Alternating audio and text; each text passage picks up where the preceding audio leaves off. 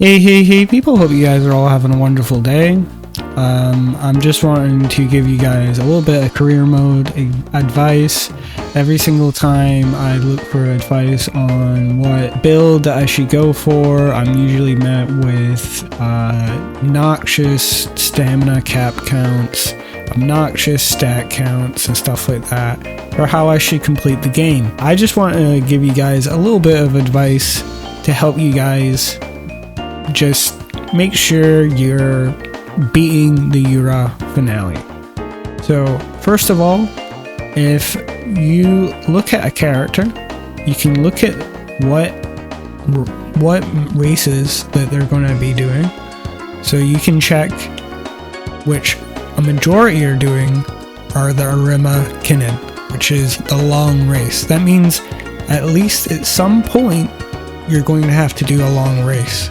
This isn't for everyone, as there's other characters that they don't have to do a long race, they can do a medium race. I think this lady here, she also does a mile race, for example. In career mode, your stamina is buffed by 400, so you'll see a lot of people just say go Urara or Bakushin and just train speed, because you're already hitting the stamina cap without training stamina. So all that matters is speed and power in sprints and miles, because you're already hitting that stamina thing. Though if you are doing Bakushin, if you just give yourself a little bit more affinity in mile, you'll probably just win all of the races. But other than that, that is why a lot of people are like, put Urara in front and only train speed, because even though her affinity is G, because she's hitting that stamina cap and you're training your speed and power above everyone else, she's just gonna win anyway, you know? In terms of the strategies and stuff like that, the way that it works, right, is that there's a certain amount of RNG that you will get boxed in by a bunch of different Umas, and the farther you go away from the front, the higher that chance is. And the stat that affects whether or not you do not get boxed in is power. And the best way to train power is obviously using your Kitsune, the new Mega card, this new card has a big power bonus. But yeah, basically you want a high power, right? So you can avoid being boxed in. I see a lot of people struggle with gold chip, for example, and it's usually because their power is too low. The way that you remedy your power is just by making it sure you can rainbow train speed so you can hit those power caps. But yeah, the further you go back from the front, the more chance that you're going to get boxed in by RNG. That's why a lot of people have a lot of trouble with Gold Chip or Affinity Zend. But if you put her in Pacer, she has a lot less trouble. But the further you go forward, the more stamina you need to compensate. And a lot of people are like, oh yeah, well, Urara doesn't need stamina, and Bakushin doesn't need stamina. That's because they're already hitting their stamina caps just by the career mode bonus, you know? Obviously, what will beat career mode isn't going to be great in PvP because the buff removes. But, for example, if you want to beat long races, the trick to it is get at least 400 stamina. And if you have a Kitsune Black or whatever, let's just auto select this, right? If you have one of these, a good card to snipe is this one here, the Super Creek, because that gives Swinging Maestro, which is a gold stamina skill. And if your stamina is 400, 500, and you have the Swinging Maestro skill, you'll still be able to make it through the race. Though it is still RNG if you're not training your wit up. Generally, when you're training, you want to focus on speed or stamina. However, when you're in the summer camp, you use additional energy, right? And the training there is only level 4. So if you're capping out the stamina at home and speed at home, getting them up to level 5, it might actually be better to do something like wit training, as you've not been leveling that up all run, and that will give you effective wit to use your skills. Another thing that's very deceptive as well is that your wit is also buffed, so your skills actually work in career mode, but as soon as they're coming out of career mode and they're going into PvP, your skills aren't working, right? But yeah, so basically I find the sweet spot is around 400 stamina for medium, 500 stamina for long. However, if they're going to be effective in PvP, you want to be pumping those numbers. You might even want to cap out stamina, if you know what I mean. Capped out stamina is a lot better than capped out speed a lot in PvP. But anyway, this is just my my little guide for how to build and stuff like that. Generally, when you're looking at like legacy as well, you want to be hunting down 3-star guts, 3-star power, 3-star stamina, etc. And even 3-star wit's not that bad. But yeah, so the reason why these are good is because speed training is so effective. You're always generally going to be using like at least 3 speed cards, so you're always almost going to be capping speed a lot of the time. So like you don't really need 3-star speed inspirations like up here, though they do help, especially when you're doing those tankier builds like gold ship, for example, where like you don't have those great speed cards, you're having a hard time getting to that stamina cap. Maybe that boost in speed means you don't have to think about speed for a little while and can just focus on stamina. But that same goes into power, guts, and wit. When your card deck is so overpowered, stamina and speed is just not going to be too much of an issue in the career mode. But what is going to be an issue is getting these up to a competitive level, if you know what I mean. In terms of getting high ratings, at the end you want to buy as many gold skills as possible, even if they're not effective in your build. Generally, that run might not be the one you're going to use for PvP anyway, but the gold skills count towards your rating. Your overall stat count counts towards your rating, so once you've hit those caps, try and cap out the stat that you have highest. In terms of what stats you need to get a 3-star, you need at least 600 of said stat in each category. For when it's rolled, you get a 5% chance at a 3-star.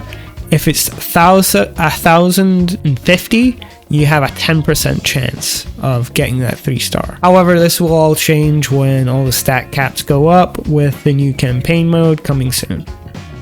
Now, someone might say, oh, what about UWE Finale? I will need more stamina for that. In terms of like UWE Finale and stuff, like you have to go out your way to get the UWE Finale, and I think it's in here somewhere. I don't know. I think it's an Xe actually. Yeah. So yeah, in the UWE Finale, you actually have to do optionals and plan out your run to do a lot of optionals, or you're gonna end up not getting the UWE Finale for long. And you will need like 800 stamina, give or take. Other than that, though, like to get the UWE Finale that you want, you need to win more races in that type than any of the other ones, and then you'll be able to enter the UWE Finale for that distance. In terms of what parrency you want both with a circle infinity. This means one of these is a circle and one's like just an up. But if I add this, I get a double ring. However, you're obviously looking for the stats that you want, but this will give you higher, more inspirations, more sparks, etc. when you hit those inspiration points. And it's actually just based on the character, so certain characters can only give people triple, double circle in certain stats. So there is a point in getting 3-star stamina in everyone, 3-star power in everyone, 3-star and guts in everyone, if you know what I mean. And also, yeah, like obviously parents' inspirations carry over. So if you have a 3-star parent and that has a 3-star child, you know what I mean, that's 6 stars in that one stat. And you can get up to a total of 9 with a double circle, and that will give you like so much stats on initial and etc. What we're generally looking for with our support cards is a high training effectiveness and either a bonus in our primary stat or a secondary stat. As I explained before, one of the reasons why Kitsune Black is so good is it actually acts like a power card almost. Other cards are sort of good as well, but I'll go into what you're looking for when it comes to a card.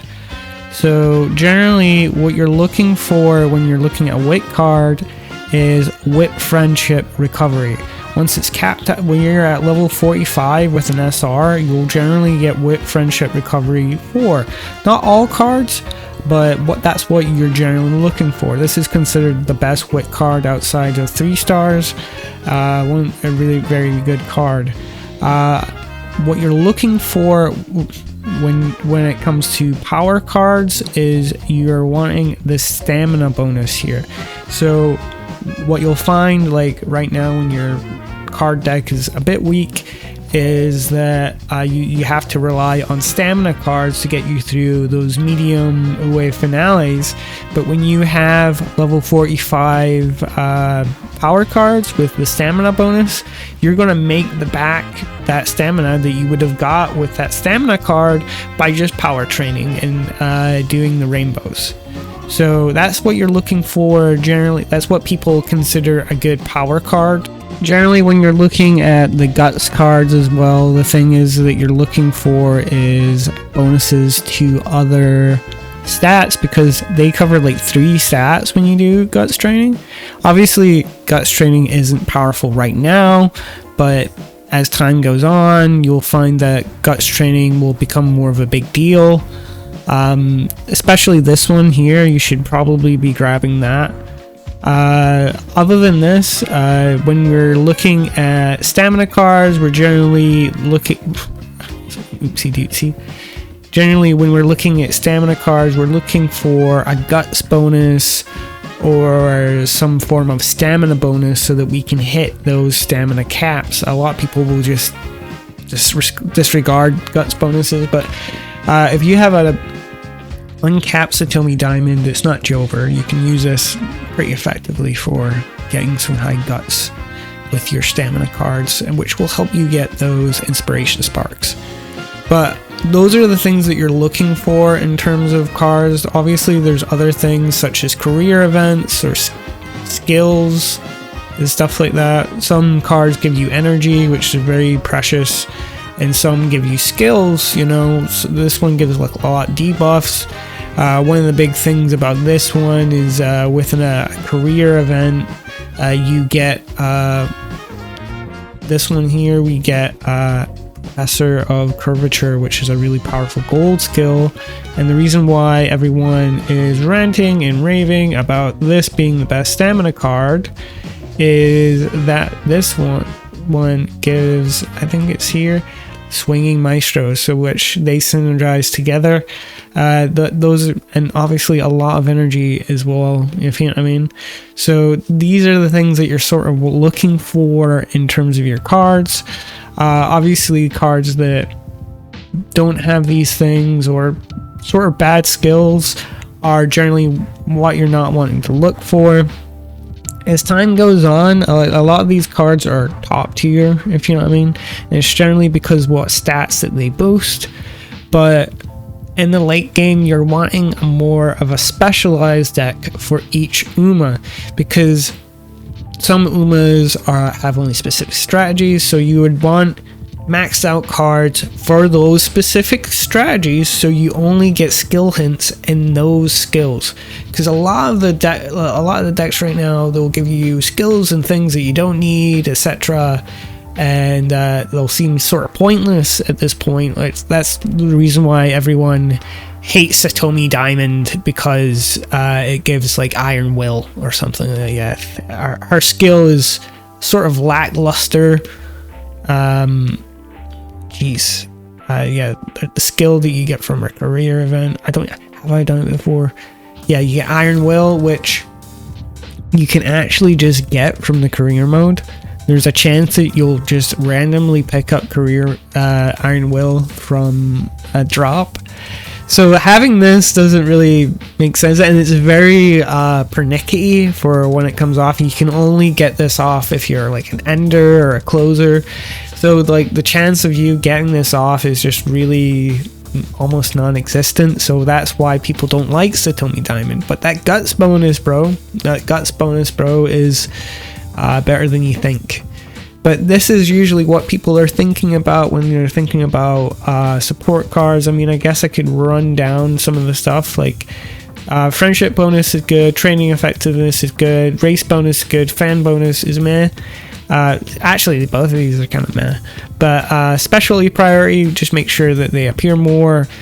Initial friendship bonus is like a really big thing, like getting those rainbow trainings early, you know. You can actually get like rainbow trainings before you even debut if you have a high enough initial friendship gauge and you get those hints, you know, or like charming or something like that. But yeah, this is generally what they're looking for when they're talking about good cards versus bad cards, and now you know how to look for your good cards. Anyway, I think that's everything I can think of what can be helpful for you guys on career mode. I've completed 18 trainees right now.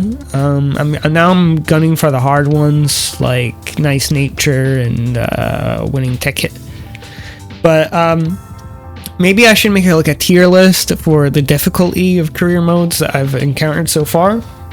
Let me know if you'd like that. Join the Discord if you want help. Ask me questions. Like, comment, subscribe. It really helps, and I hope you have a wonderful day.